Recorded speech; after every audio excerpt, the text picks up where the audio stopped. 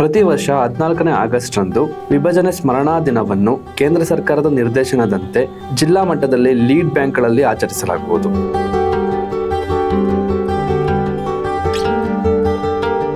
ಇದರ ಅನುಸಾರ ರಾಮನಗರ ಜಿಲ್ಲೆಯಲ್ಲೂ ಕೂಡ ಈ ಸ್ಮರಣಾ ದಿನವನ್ನ ಆಚರಿಸಲಾಗಿತ್ತು.